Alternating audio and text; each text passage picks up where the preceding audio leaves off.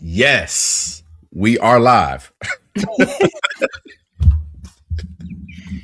You gotta scream. Yes, we are live. Welcome to another episode of Road Lamb Live. Today, I am here with the singer-songwriter Erika JaNaé. Erika, how you feeling today? Hello, I'm lovely. How are you doing? I'm good. Sorry, I'm good. it's about to We be had a so fun. yeah. It's gonna be great. It's gonna be great. Before we get into the conversation about Erika's work and her art, her singing, her songwriting. I just want to say, make sure you like this video, share this video, subscribe to the channel. And thank you so much for tuning in, everybody who is here already. If you want to support the show, you can buy me a coffee, which is this link that's scrolling down at the bottom. Thank you so much for your support. And I think that's it. Erika, I want to start with the question that I love to start with. I ask all creatives this. What is Mhm. inspiring you right now? What are you reading? What are you watching? What are you listening to? What is getting your creative juices going? Hmm. Let me see. Rest. Let's start there. Okay. All right. Okay. Laying in the bed, taking a break. Okay. There's a lot going on. That's inspiring me a whole lot. Yes. Doing Yes. nothing.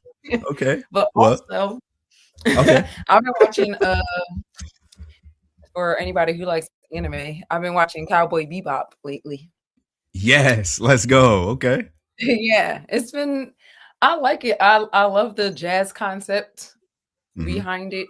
I've tried to watch it before, like a long time ago, but I don't know. I think I had like watched the episode and like went to sleep or something. So I don't know. But I randomly started watching it again and just listening, to the music, but the different types of jazz they use, the different styles of music, and the way they incorporate it with the different scenes and stuff. I think that's kind of fire. There's actually I'm gonna read something real fast because I took a picture of like in between the scenes. Sometimes it'll put like a definition or something, and then it'll have this is Cowboy Bebop. And recently, I was talking to one of my friends, and Shout out to he the friend. Shout out to the friend.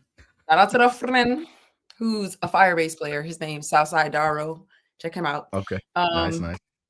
I was talking about playing and performing and stuff without fear.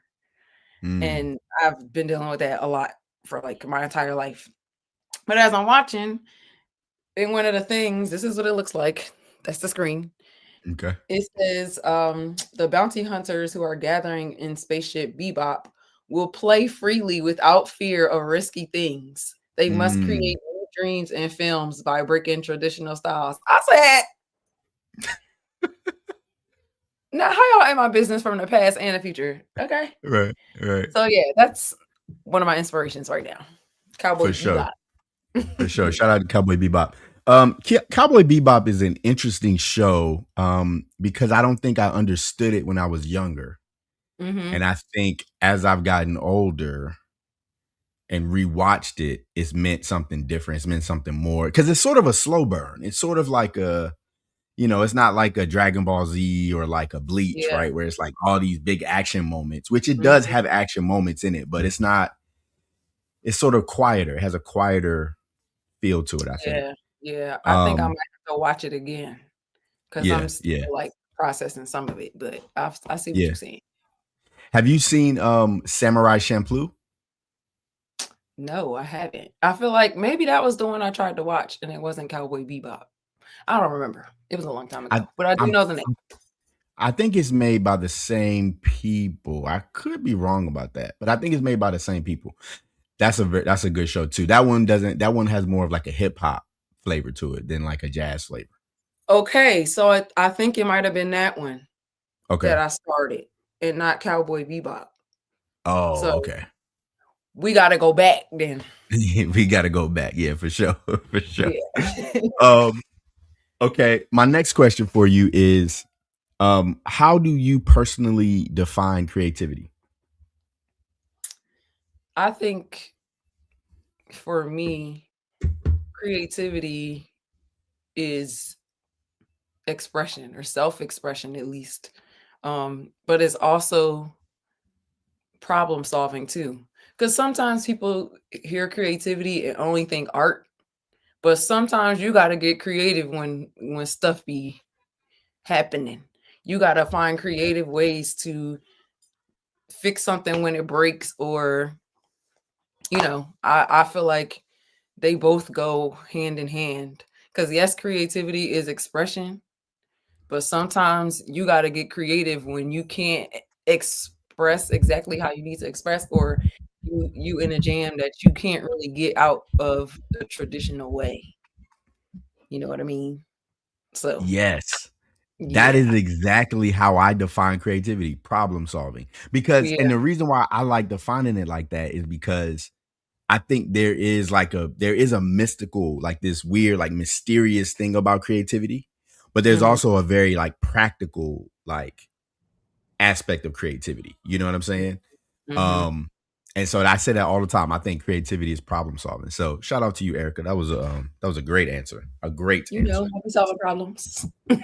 You solving problems. Yes. So as I said earlier, you are a singer songwriter.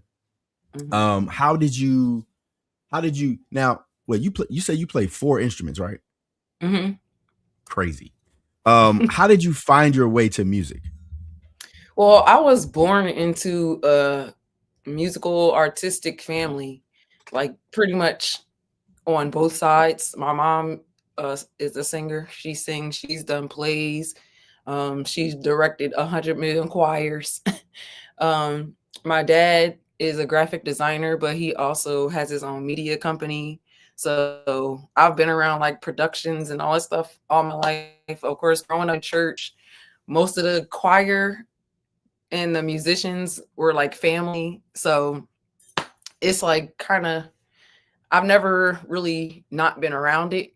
So it was only natural for me to take it in. My grandfather, he was actually a multi instrumentalist too. So that kind of like seeped into me as well. So really, it's just music has been my life. So there was never really like, um, I don't know. My introduction to music was being born. That's the best Right, way right, I can right. put it. When I like decided to like for real do music as a career, it wasn't until I was a teenager. But I started learning piano when I was a little kid. Then my next instrument was trumpet. Then guitar was after that, and then bass was after that. So it's really just in me. My cousins, we would read books, but we would sing the books. We wouldn't just Mm, read them. Like we would sing them or rap them, or we would take songs and turn them into other songs. Like it was always music around me everywhere I went. So you know, right. it's been there. So let me ask you this. It sounds like it was a very organic process for you to pick up music. Hmm. What was the experience like going from, the organic, you know, um the organic feeling of making music and putting things together to then saying, I actually want this to be my career. Like what was that experience like?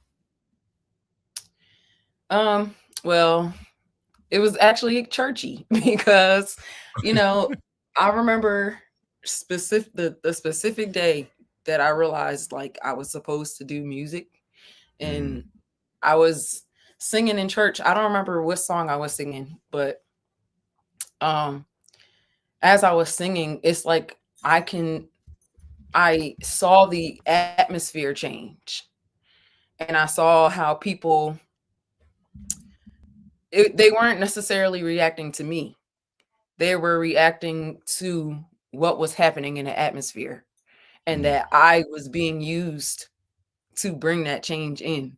And it was at mm, that moment I'm like, "Oh, I think I'm definitely supposed to do this." Now, when I was younger, it was one of the things I said I would do. Like I wanted to be a ice skater, which I still kind of do. I wanted to be a chef, and I wanted to be a singer. And I remember recently, maybe like a couple of years ago, I had visited my cousin, and she was like, "Man, I remember we was in a car. We was like 10, and you were like, when I'm older, I'm gonna be a singer." And your mom was like, "For real?" And I was like, "Yes, I'm gonna be a singer." So sometimes I think about that, and I'm like, "Oh shoot, like I'm a singer for real." So it was interesting, but at the same time, when you shift from something that's organic to it being a career, it can have some effects on that organic experience. And Right. that's something that I'm processing now, where I am is in my journey, like trying Yeah. to get some of that organic experience back. Cause a lot of it, when you turn a passion into a job, you can lose the passion. Right. But yeah, that was like the moment where I was like, okay, I think I'm supposed to be used to change people's hearts. So So yeah. when you speak about that organic experience, can you say more about what that looks like and what that feels like? Like, what is that organic? How does that organic experience differ from that career experience? Um, not chasing perfection and just Mm, enjoying doing it. yeah. Because I noticed after a while creating music, I became more anxious while I was creating it. And it became more of a, oh, this has to be good. This has to be like, Right. it just has to be good because you're putting something out in the world in an industry where, I mean, yes, talent is a part of it, but they want numbers, they want virality, they want this, they want that. And Right. it's like you're it's weird because it's like you're putting a piece of you on display. So that makes it a lot more intense and it adds more anxiety to it because it's not Mm, just you building a model of something and then putting it out as a product. Like you're literally writing songs about your own experience sometimes, and you need people to like it so you can make a life off of it. So right. it can be kind of, a lot, but when it's coming out organically, I'm not necessarily thinking about how I look or how I sound or um what the outcome is going to be. I'm just doing it because it needs to come out and I just need to do it. So, Right. Right. Yeah. I saw a post on Instagram, I think it was yesterday, and it was like, it says something like, let's get back to when we just did this for the love. And I think that's what it is, right? Let's get back to the time when it was just fun and it didn't have to be any one thing. It didn't have, like you said, it didn't have to be perfect. It yeah. just has to be there. You know what I'm saying? Um, and so Yeah. I feel like that's what I'm hearing you say. And I think that's true. I think that's true. Mhm. Um, so can we talk a little bit about like your process, right? Like from usually when you create a song, does it usually start with the theme, the melody, the lyrics? Like where does that start for you? It's different every time for me because every song comes from a different place. Mm, Um, so sometimes I'll start with a particular instrument. Sometimes I'll hear a melody and put the melody down and maybe build a theme around it, and then the lyrics will come. Sometimes I'll have lyrics and write the lyrics down and either start a song or save the lyrics for later. So it really just depends on like where I am and what is speaking. That sound all yeah. deep. But it's like if my bass got something to say, that's what I'm gonna start with. If that's what I'm Mm, hearing. If my piano is saying this will this is how we feeling, So right. it Right. really it be up to the music. So Yeah. Yeah. like, Yeah. all right, girl, whatever you want to do. Right, right. And that's what I mean too. Like when I say like there's a practical side of creativity, but there's also like this like weird, like mystical, mysterious side where, like you said, I'm gonna just let the music like lead me into this thing. And if you don't do music, you might not know what that means. You know what I'm Mhm, saying? mhm. But That's yeah, that true. makes And sense. sometimes people always talking about a formula, and especially when you're talking about trying to make hits, there's always Right. a formula. And Right. even in school, like if you're taking a songwriting class or you're taking an arranging class, you learn different formats of songs too.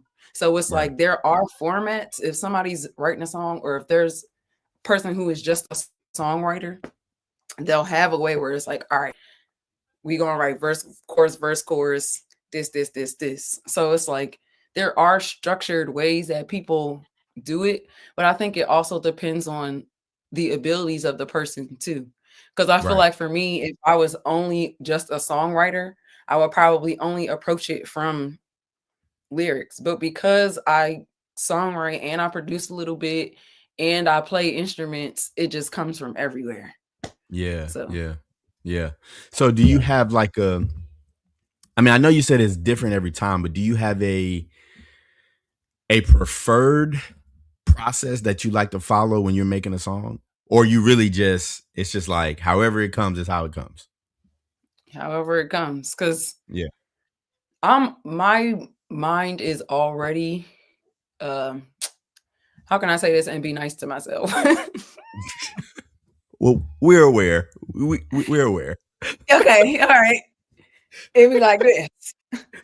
Okay. So I just gotta catch it, just gotta pull it down, whatever. Oh, okay, let me catch you. Like that's just how it is. There's no other way around it. Yeah. Yeah. I can dig it. I can dig Yeah. it. Um this is a difficult interview / conversation because you were so funny and I could just sit here the whole time just be laughing, but I gotta Man, I I'll be gotta serious. pull it together. You know what I'm saying? I gotta pull it together. Um, so let me ask you this: Do you have? I feel like I know what you're gonna say to this, but do you have a favorite part of the process? Right? Like, so like for myself, and I'm a writer, and so there's the outlining phase where I like outline my story, and then once the outline's there, then I do like my first draft, and then once the first draft is done, then I gotta read it, then I gotta like make revisions, right? So it's like all these different parts of the process. My favorite part is when I'm just doing my first draft. You know what I'm saying? Like it's blue sky, anything can happen. Like I'm just putting stuff down, Yeah. and then when I get to the end, it's like, okay, well, now I gotta actually like put things in stone and figure things out. That's fun. It's not as fun, right? Hmm. So, do you have a favorite part of the process? Like, like you're making a song or you're making an album, whatever, and you get to that moment and you're like, yes, I'm so glad I get to do this part. Yeah. When I start hearing harmonies, it's Mm. we're out of here, buddy. Okay. Yeah, yeah, yeah. Because it's like I don't know. It's weird. It's hard to explain. So I'm gonna try to explain the feeling as best as I can. Okay. But Just I grew up as like okay. Let me start here. yes. I don't Okay. like being in the Okay. front. Okay. You don't like Put me being in what? the corner. I don't like being in the front. Don't hey, can you come sing it? No, I don't want to be in the front. So me being an artist has been like one of the hardest things I've ever done because Wait, being in wait, hold on. Pause, pause. You don't like front, being on stage? I mean, yeah, I love being on stage. However, you can ask my mother. Like, she had to force. First of all, it's a rite of passage. If you in this family, you're singing in the choir. Okay, Right, right, but right, right, I'll right. never forget. I was like, well, I'm not singing no solos till I'm 16. Girl, relax. It's like that. I'm not like, though I can be how I am. I'm not. I do not like attention like that. Like, Mm, chill. So with that being said, a lot of my musical experience has been in band and in choir and in a group and like blending and hearing. So I'm in situations where I'm surrounded by sound. yeah, yeah, So yeah, when I start hearing that stuff in my head as I'm like putting the pieces together, yeah, that's when I start to really like get in my zone because I love harmonies and I love how the harmonies create the stories. I love how the doing it with the instruments just adds more to it, like adding layers and stuff. That's yeah. when I'm really like that's when I'm deep in my bag. I mean, my second favorite thing is mixing because it's like that adds to the story. It really adds the detail when I'm Right. like panning, like moving a vocal from left to right and putting something all the way in the back or, stuff like that. Right. But start them harmonies up. Okay. Yeah, for sure. for, for Yeah. sure. So, we had a conversation maybe like 2 weeks ago now, and we talked about two words: intentionality and consistency. Oh yeah. And you had sort of, when we was talking about it, you sort of braided them together, and I was like, I don't know if I said it or you said it, but you was like, wait, let's wait till we get on the show. Oh yeah, that was me. That was me. Yeah. Yeah. Shout out to Erika. Shout out to Erika. What how do you see those two things separately, and how do you see those two things in tandem? um. Well, consistency is difficult for me, and I'm not even gonna lie about that. Okay. Like I when it comes to like I have a hard time focusing. Um it's very hard for me to like sit still for more than a certain period of time. When it comes to tasks, it's really hard for me to concentrate on them. And a lot of stuff that we have to do to move our careers along, I struggle with because you just have to be consistent with it, especially with content. It's like you have to consistently post. But I think my gripe with consistency too is the the pace of it. Because when people hear Mm, consistency, they think consistency is every single day or like, just super close together. But, you know, that's when intentionality comes in. Now, before I mix them together, intentionality for me is like, what's a good example? Okay, I can be in a room, I'll be quiet the whole time. It's a whole conversation going on. We could be sitting there for an hour and I don't say nothing. But if something comes up and something I need to say something, I'm gonna say it. So that's just me. I try not to say anything if it has no intention to it. Like there's no point to just be saying stuff just to be heard. Um now as far as them together, for me, for something to be consistent, it also needs to be intentional. So just because mm, I'm posting something every 5 minutes and it has no intention, like doesn't mean I should be doing it. So mhm, consistency for me outside of society standards is the most I could probably post is twice a week or once a week or something like that. And that's just for me. And I had to realize in that consistency, you start to move a little too fast and you don't pay attention to the people who are here. And mm, you can kind of lose sight of what you're trying to do because mhm, you focus on just do. So for mhm, me, consistency and intentionality go hand in hand because also don't want to waste my time trying to mm. match somebody else's idea of consistency because ain't nobody got time for that, girl. Just because this is how you're consistent doesn't mean that's how I'm supposed to be. We're all different. My path is Yeah, not your path, so leave me alone. Okay. yeah, yeah, yeah. And I mean, I think that's a good. Those are good definitions, and they're good to go together as well. And I think it's absolutely imperative that we not compare ourselves to other people's journeys. I think that's a major thing that you said that I think is so true.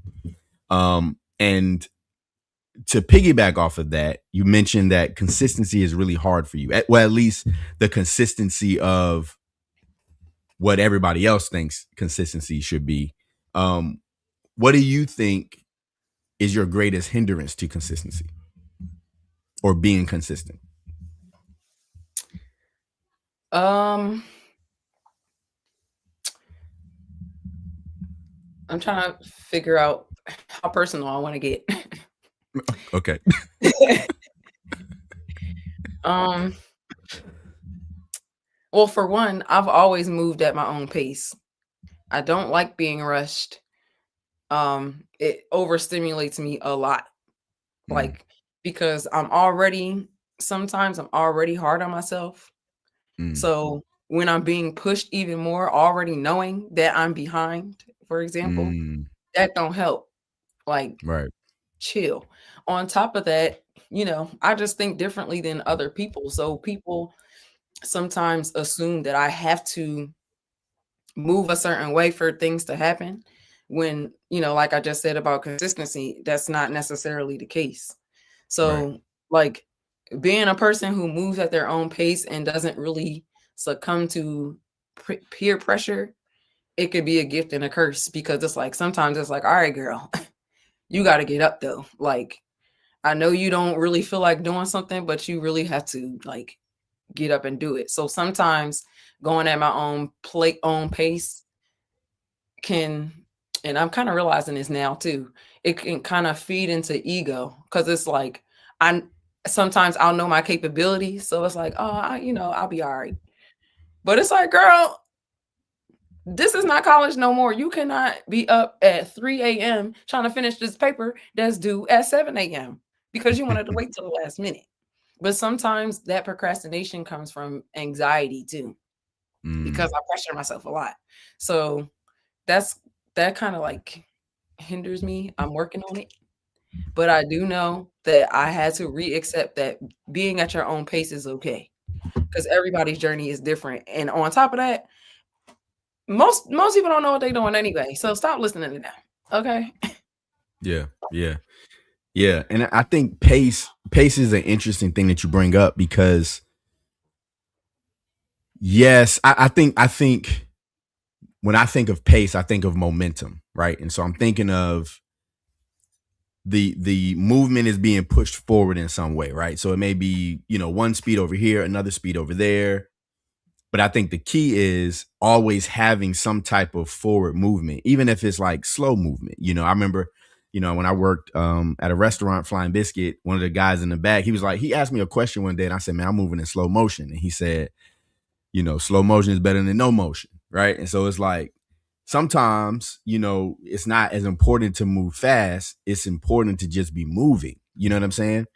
Mm-hmm. And then they have a phrase in the military where they say, slow is smooth and smooth is fast. Right. And so then it's this idea of like, you might be moving slow, but if you are moving, you know what I'm saying? You can still be moving towards where you need to be. You know what I'm saying? Yeah, that's facts. Because woo, I've Um, had too many instances where I felt like I needed to be rushed because I wasn't moving as fast as somebody else. right, And it's right. like, but you're missing major points that you need to catch. Yeah. So just because you're not moving as fast as them doesn't mean you're not going to get where you're going. Because some people, it just takes them longer. I'm a late bloomer, and that's fine with me. I'm okay with it Yeah. now because it really doesn't matter. As long as I'm moving, we good. Yeah. And I also think I was thinking about this, and I wonder what you think about this as well. I was thinking about this earlier this week. I was thinking about this idea of urgency. And I Mm, was thinking about um urgency doesn't automatically mean rushing. I think it can just mean maybe priority, right? Where it's like, this is something I know I need to get done. Okay. mhm, What do I need to do to get these things done? And like really put in the time into those things. And I mhm. think sometimes when we hear the word urgency, we think, I gotta Fast, hurry go. up and finish it. I gotta do it. I gotta do it. But it Mhm. might just be about priority and mindset around that thing. What do you think about that? I agree, because I feel like I've been learning my personality and the way I am. Something I've come to realize is everybody doesn't have the same sense of urgency. People put their sense of urgency in different places. So for me, uh my sense of urgency is not the same as somebody else, because I don't see it, like you said, on a certain priority level that they do. And I don't know. It I don't know how else to explain it, but yeah, it annoys me sometimes because there are things that I feel like people put too much urgency on. And that's where I struggle a lot. And sometimes I can get irritated very quickly because it's like you're doing too much. Like it's really not that serious. But for some people, it is that serious.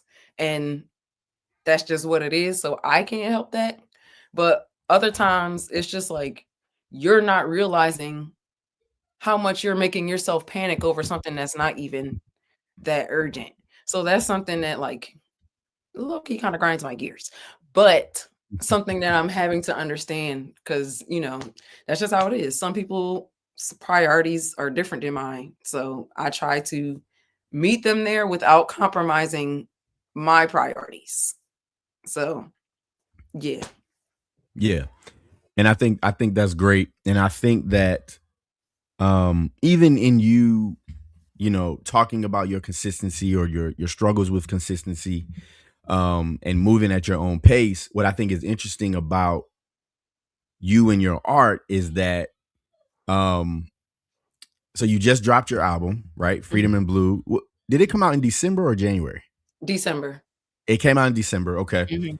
Mhm. And it's a great album. I've been listening to it. I've been enjoying it and loving it. Yay. Thanks. And I think there's something special about taking the time to put a project like this together, right? Because, we live in like this social media microwave, you Mhm. know, society where it's like, okay, we need to put out a new single every week. You know what I'm saying? Mhm. But this album took you how long did you say? 8 years. 8 years. But that is to me, when I hear that, I don't hear that as like a bad thing, right? I hear that Mhm. as like, okay, we really put time into making sure that one, it was good, it's quality. You know what I'm saying? Two, there's so many different things you could say about it, right? Mhm. But I want to talk about the album, and I want to ask my first question I want to ask you about the album is being that it took you 8 years, how do you feel now that it's out in the world? I'm honestly still processing it, Okay. especially uh knowing that I didn't do a traditional rollout. Mm, Um, because the way I approached the rollout, at least, I wasn't looking at it as okay, you got to have everything ready beforehand so you can just you got this ready. So post this video, post this video. I'm already struggling with creating content. I'm not about to stress myself out even more. On top of that, you got to think of how a lot of people have moved. Lauren Hill has a career based off of well, she has other albums, but her career has spanned 20 plus years from one album. right. So it's like, I'm not about to do this. Okay. Bruno Mars, he toured and promoted 24K like for years. Right. So it's like you know, I had to take that pressure off of me because it's like, yo, you first of all, it's already taking you a while to finish this project for a bunch of different reasons. Why rush the rollout? There's no point. Like if it takes time to tell the story, then take the time to tell it because at the end of the day, it's always going to be new to somebody. People are still discovering music from people who put stuff out decades ago. Right. So it's like chill on that. But if it does feel good that it's out because it's off my shoulders, like Hmm. I felt a lot of stress because I felt behind and I knew people were waiting for me to put something out. And also I had kind of isolated myself. So people already were like, where you at? Hmm. So that part of it, I'm glad it's out. But I'm also glad I love the reactions that I'm getting from people Hmm. because I think I'm finally starting to feel understood because Hmm. I explain stuff better through music than I do through conversation. Like I've always struggled with conversation and communication. So for me, it's like whenever I can do it musically, it's like people get it. So I had a listening party, but it was more like a show because I didn't want people to just come and listen to a 30 seconds of a song. Okay, so what do you feel about this? Like, no. This album, I need you to experience this because I need you to understand what's happening. I need you to understand me. I want you to get to know me, where I've been, what I've been doing. So I just been enjoying like seeing people understand me, like for real, and just seeing their reactions to the music, how it sounds, what I created, people finding out how much of it I did. Cause I've had friends who helped me, produce a lot of stuff on there too, but most of it is me. So people are like, Yeah. oh my God, you did this, Talk and you to him. Talk to him. like, Yeah. you know what I'm saying? And it's making me get used to the fact that I'm good. It's okay to be good at something. Like, Yeah. you're not Yeah. arrogant. You're not this. You're not that. Like, girl, Right. do I'm you see just what I her. did? Talk to him. Talk to him. Do you see what I did? It's like, but no, it's been really dope. Like, I've been enjoying it, and I've been trying to take my time and let other people take their time because there's so much in there. It's something you got to listen to over and over again to hear all the little nuances. So I'm So happy. I've listened to it 4 times. I've listened to it all the way through 4 times. Yeah. And I was listening to it today, and Uh-huh. I was like, I didn't even hear that. It was something that I don't know what it was that I should have wrote it down on what song it was, what the Mhm. timestamp. But it was something that I heard. I'm like, yo, I didn't even hear that the first 3 times. That's crazy. But there is a lot. I mean, it's what 16 songs on there. I mean, it's a body of work. You know what I'm saying? Mhm. Mhm. So one question, I feel like you sort of answered this already, but I do want to hear you talk about it a little bit more. What does success look like for you when you put out not just this album, but just in general, when you put a song out, you put an album out, like what does success look like for you? Hmm. Hmm. Dang. That's a good one. I did send these questions to you. I So know, but I didn't want to read them too hard because then I'll be okay, calculating. okay. I'll be, you know. But I mean, hearing you ask the question, it kind of like, I don't know. It's It puts it in a different light. Yeah, yeah, yeah. yeah, yeah, yeah. Um, I think I could say like what I just said about people understanding. That's success to me Mm, because I spent a yeah, lot of time trying to explain stuff to people and they don't understand what I'm saying. And then I'm irritated and I don't want to talk to y'all. Like, ugh. But it's like, dang. But he'll be like, oh my God, like I get that. But also like like I said that last week. How you get it now? like, dang, you wasn't even listening to me. But I think it's uh seeing how it relates to people and how Mm, because sometimes a lot of times I felt by myself in how I felt about things. So yeah, when people say, "Oh my God, like I felt that way," or "Oh my God, I never thought about it this way," or like when my words are actually doing what I hope they do, like they're yeah. planting seeds or they're freeing people, because my ultimate goal is for people to get free in some way or another. Mm, Because people are so bound in their minds because they don't want to look a certain way in the world because right, you can get ridiculed for anything. You get right, ridiculed for existing. So people right, contain themselves a lot. right. And it's like my main goal is for people to get free in one way or another. If somebody just need peace and they hear my song and they give them peace, that's freedom. Because then that can spread into something else in their life. So I feel like that's the ultimate success. People getting Yeah, free, people being able to look at themselves or face things that they couldn't face before and not yeah, feel shame or guilt about it. yeah, yeah. So yeah. So, can you talk a little? Speaking of freedom and being free, the name of the album is Freedom in Blue, and so can you talk a little bit about what the Freedom in Blue means? And importance of that color. Blue is my favorite color, so I'm like, oh, it's freedom in blue. I like this. So what does that mean to you? Well, it's funny because my favorite color is pink. Right. So, but I don't know. It's always been something about blue for me. And one day I just decided to look into the meaning of it. And I was looking at the meaning and the characteristics, and I'm like, yo, this is like me. Like, even stuff that could be deemed negative, I'm like, this is like me for real. And I mean, well, this kind of relates, but I've been dyeing my hair blue since I was 19. That was the first time I did it.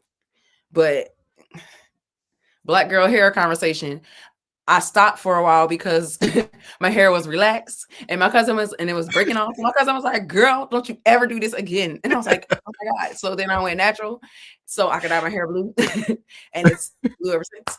But just looking at the characteristics of blue, like loyalty and peace and strength and struggle to change and stuff like that, I'm like, wow, this is me. And my birthstone is sapphire.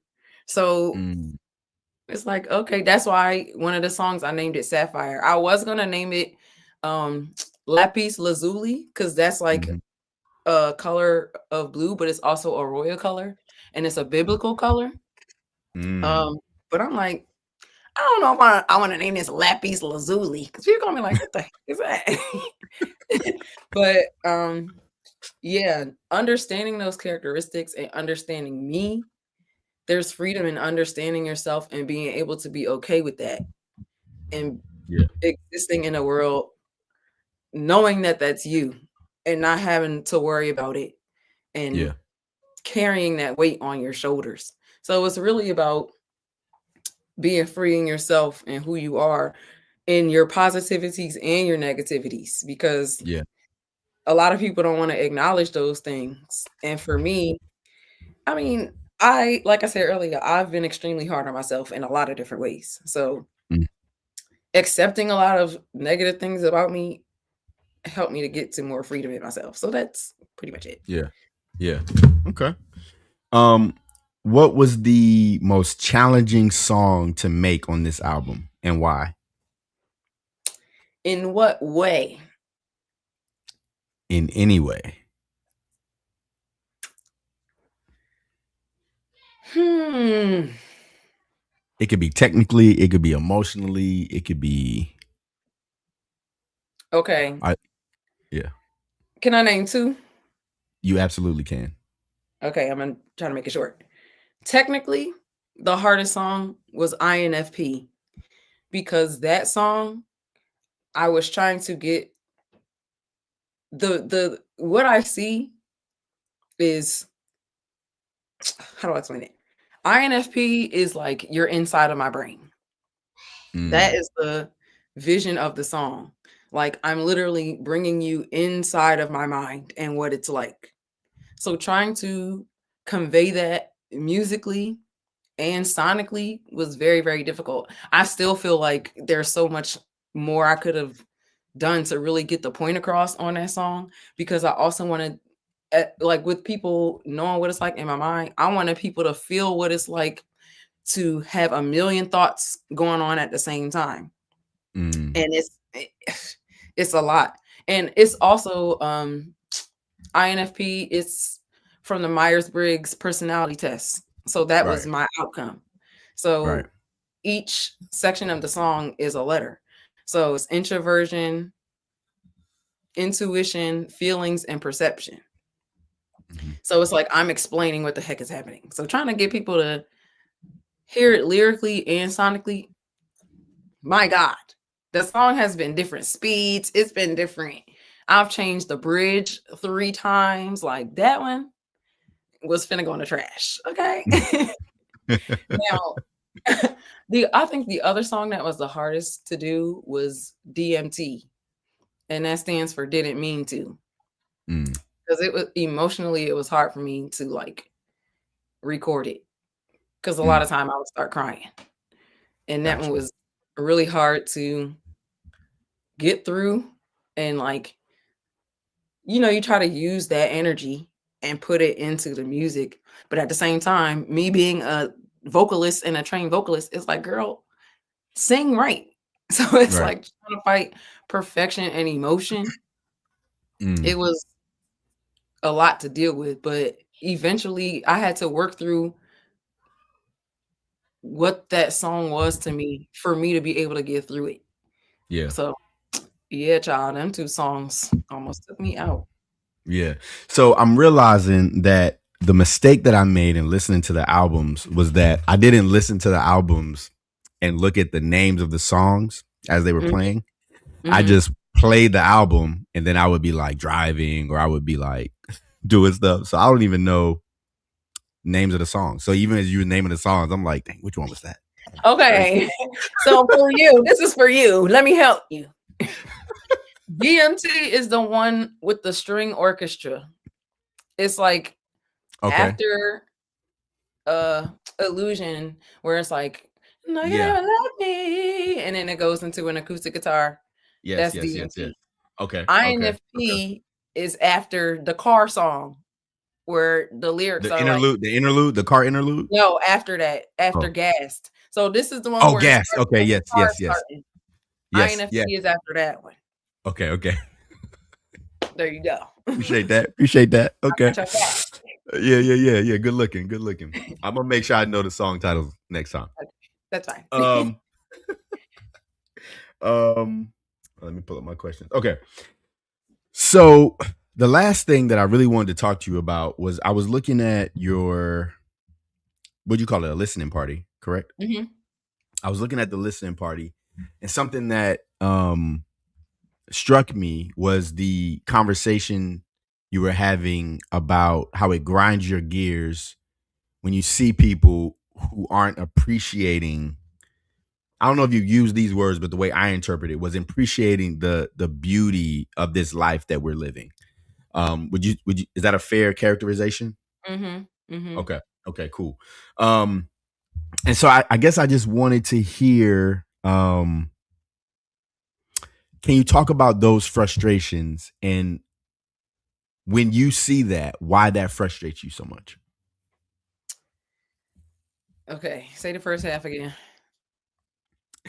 So why does it frustrate you when you encounter somebody who is not appreciating the beauty of this life? And the reason why I'm asking that question is because sometimes I feel like I'm the type of person where like I think I appreciate life for the most part. And if I encounter somebody who's not appreciating life, I'm just like, well, that's on you. You know what I'm saying? Like that don't got nothing to do with me.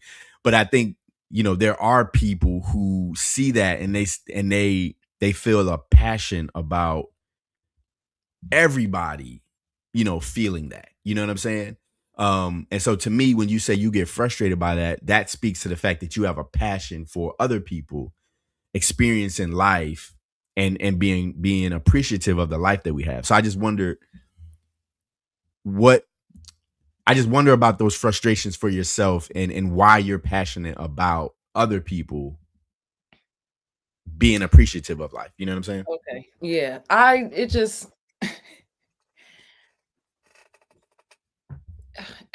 I'm thinking about it. It really do be pissing me off. I get so annoyed. And I think like an easy example is like if I'm walking down the street and I see something beautiful and I get almost like childlike about it, Yeah. and somebody is like, it's just this. It's like that bird theory that people been doing. They were like, "Oh my god, I saw a bird today," and you trying to see which kind of person they are and how they respond. Like, okay, it's a bird, and then the other person's like, Yeah, "Ooh, it's not a sit bird." your dumb ass down. When I tell you, I'll be ready to chop people in the throat. It's like, I'm sorry, your life is miserable. That's what frustrates me about it. It's like, don't bring us down, girl, Right, right, because you don't think a tree is pretty, or you don't think this is this. Like, right, everybody has different likes, and that's fine. right. But when I guess the frustration is when it comes down on other people's joy, Right. that's when it's like, get a freaking Right. life, man. Like, Right. grow up. But I think I also get so passionate about it because it's almost like the sense of urgency thing and putting it on the wrong stuff. Like, it's That's like, good. the whole conversation around cringe and how Yeah. the Gen Z's like, oh, that's cringe. Oh, that's cringe. But y'all at the club looking whack because you're standing there. Meanwhile, we at the club, we're dancing because that's what we're like. So many people miss out on life because they are too afraid to look silly if something lights them up. Yeah. It's like, I feel sad for them. I feel really sad because it's like, what on the deepest level, what in your life has hurt you or traumatized you to the point where you are so afraid to show people that you enjoy something? Like, what is it? What hurt you? And I am an empathetic person, so I be feeling that stuff. And I think that's also why it catches me, because it's so, some people don't, but for me, and I think that's why over the years my anxiety has gotten bad, and I'm learning more about social anxiety because I can actually feel people's energies when I'm around them. And sometimes I'm like, well, what happened to you that made it even worse for you? So sometimes I just want people to relax. It's already enough going on, and you're making it harder for yourself. There's so much joy that you're missing out on because you don't want to look crazy because you think that butterfly is pretty. Like, chill. Just because somebody has a childlike reaction to something doesn't make them a child. Right. It makes them human and excited and actually a person who has feelings. So you got me all riled up. So that was the goal. That was the goal. So what are some practical practical things that you implement in your life that helps you keep your appreciation and your wonder for life? The first thing that comes to my mind is doing stuff by myself. Because you're not going to bring me down today. That's what Christina Aguilera said. Okay? You're not about to. It's so soul crushing when somebody else takes away your joy in any aspect. It is so deflating, and it shrinks you, and it makes you feel like, well, maybe I shouldn't. Straight up, I've shrunken myself so much because of that. And I'm just now in this age starting to get back to a place where it's like, wait a minute, I don't care. Like, that's your problem. That's not mine. So for me, a lot of times it's doing stuff alone because I don't have to worry about somebody complaining about where we are or if they want to go do something else and da da da. I feel like everybody has their own. It's like a group trip. If everybody want to do something different, let them. Don't do that. So I would say do stuff alone and don't be afraid to do it alone. But also, if you feel like you want to do something that you think it'll bring you joy, don't stop it. Like, let it come out because obviously something needs to be expressed. Have you read The Artist's Way? For sure. Okay. That really helped me to like really build myself back up because I started taking myself on artist dates. And it really like it helped a lot. It helped a whole lot. So do what you want to do and stop worrying about everybody else. Okay, they only are adding stress to you. Leave them where they at. For sure. That's a great advice for keeping that wonder, keeping that appreciative posture towards the world, you know what I'm saying, towards life.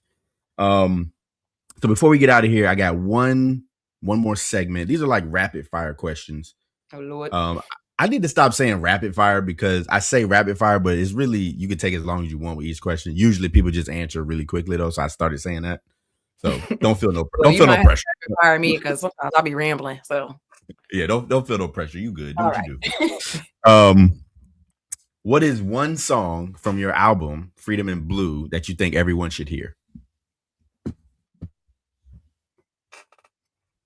Love Universal Deluxe. Boom. See, there And you got this. Dragonfly. Okay, see, you had it, and then you. I added to it as two.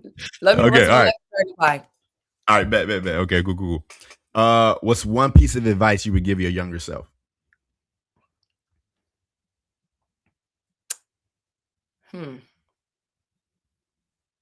Okay, it's one, but it's three. Okay, so here we go. The holy trinity of advice. Hiya. Don't start me, because I know him and I will praise him at any moment. Jesus. All right, for real. All right, stop. See, this is your fault this time. Okay. Okay, come on, come back. All right. All right, go ahead. It's one, but it's three. Do your thing. Okay. Trust yourself. Believe in yourself. Do not shrink for anybody, because you're not doing anything wrong. You're just being you. They're just uncomfortable. That has nothing to do with you. Boom. That. I love it. And it is 1 and 3, but they all go together. You see what I'm saying? Yeah. Like the hey. Okay, let's Hallelujah. like get crazy. He said, "Don't get me started." Okay. No, that was good though, for real. That was good for real. What's one word that you would want to describe your legacy?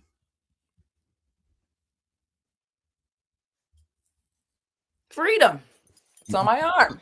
Let's go. What's one thing that you would change about your creative journey?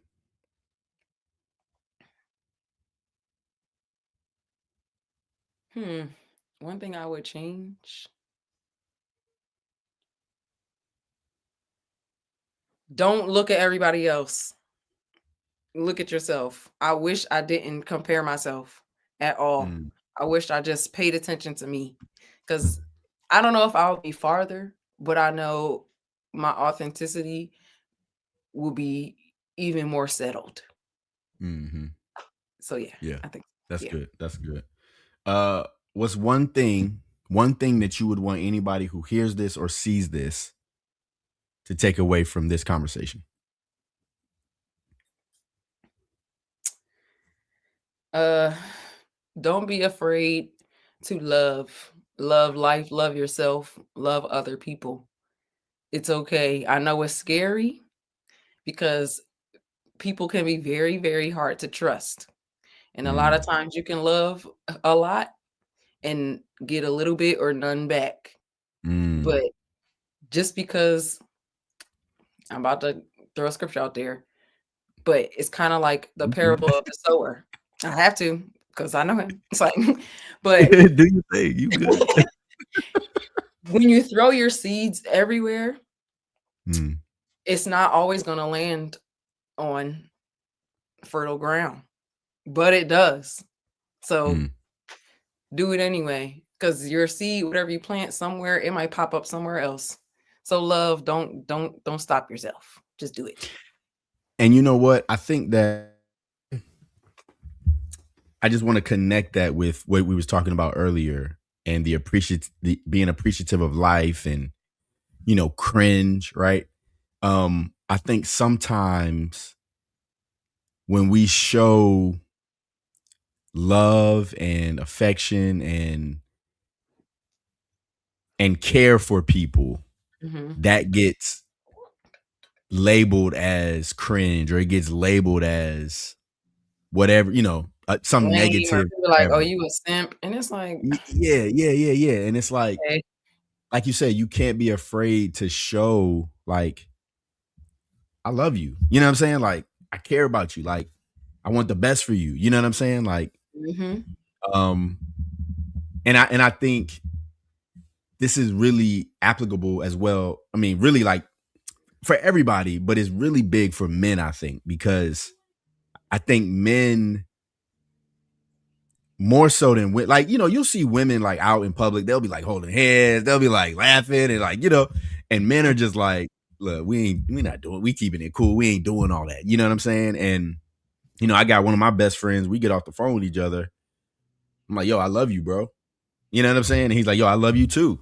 That's my favorite thing. Every time I hear men doing that, it's my favorite thing, because I always get sad when it's like, I guess too, as a woman, you're trying to love a man, but they're not receiving it. And it's like, you're missing out. You're missing out. You need this. Take it in. Receive it. But I said it to one of my boys one time, like, yo, I love you, bro. He was like, what? All right. Hit the road. He was like, what? He's like, what? I was like, yeah, you're right. I ain't say nothing. I'll talk to you later, bro. Peace. Nah, you say nothing. Holla at you. You know what I'm saying? But yeah, it's like we can't be afraid, because then the other thing too is I stopped being weird about saying it, because then I'm like, yo, one of my boys called me. He told me, he said, yo, I'm going in for a little procedure, whatever. Went in for the procedure. He called me the next day. Hey, bro, I got cancer. I'm like, dang. You know what I'm saying? Like, you never know. Somebody might not be here tomorrow. You know what I'm saying? And you worried about how you look, telling them you love them. Yeah. I love you. I'm gonna tell you. You know what I'm saying? So I really like that last tidbit you gave, and I think it connects with that other piece we were talking about. So I just want to make sure that I highlighted that. Before we get out of here, I just want to give you the floor. Do you have anything you want to plug? Do you have anything you want to say? Any links, or you got any shows coming up? What's next? Like, let us know where we need to be. I don't know. Somebody call me. Give me something to do. Okay. I don't know. No, but if you guys want to if you want to check out the album, of course, Freedom in Blue on the DSPs, all the Spotify and all them.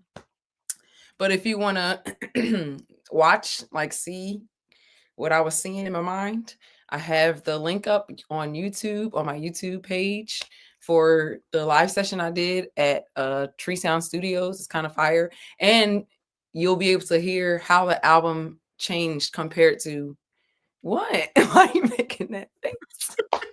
What I even do? But right, yeah. Listen.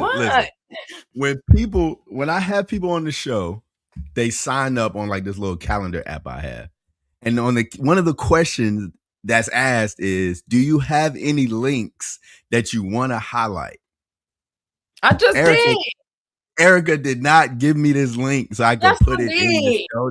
No, you gave me your link tree. Yes, because the link tree is the link to all the other links. Okay. No, my YouTube is in there. The album is in there. Because that's all I got, y'all. All I got is a link tree right now. So y'all just gonna have to like what I got. Okay. I'm doing the best I can with what I got. Okay. But yeah. All right, let me stop messing with you. I don't know if there's thank you so much. But, yeah. I thought you were done. My bad. My bad. No, I just had to make sure, because you telling me I ain't got no link. So I'm trying to make sure that people know if I'm doing a show or something, which I'm not right now, but I will be. So look out for that. You do have there is a link in the description of the video. It's just a link tree though. And I would have loved to put that specific link so that they could just click on that and go straight there, rather than going to your link tree and having to look at all the different links. Okay, what's this go to? What's this go to? Okay. Boom. It's all good though. It's all good. It's all love. If you go to the link tree, all of the links are there. You can find everything. Wow, this is a really big tree. Shady. No, I really appreciate you, Erika, for coming through. It's always a pleasure chopping it up with you, talking with you, laughing with you. And thank you so much for your music, your contribution to the creative community. I just appreciate you, yo. This has been great. And thank you. Thank you. Wait, before you say something else, because I'm about to plug you. If you like comics. Hey, okay. Go read Scarlet Ranger. Okay. Let's go. Definitely finished all 3. And I'm like, where 4 at? Where 5 at? Where 6 at? Okay. They on the way. He writes, okay? Get that Scarlet Ranger. You will love it. Thank you. You're welcome. Thank you, Erica. I appreciate that. To everybody who tuned in, thank y'all for watching. Thank you for tuning in. Thank you for just being here, kicking it with us. Definitely share this with somebody, subscribe to the channel. I will be back next Wednesday with another guest who right now I'm blanking on who that is, but we'll be back next Wednesday. So thank y'all so much. I appreciate y'all. And y'all already know I love y'all, and I'll see y'all soon. Peace. Bye.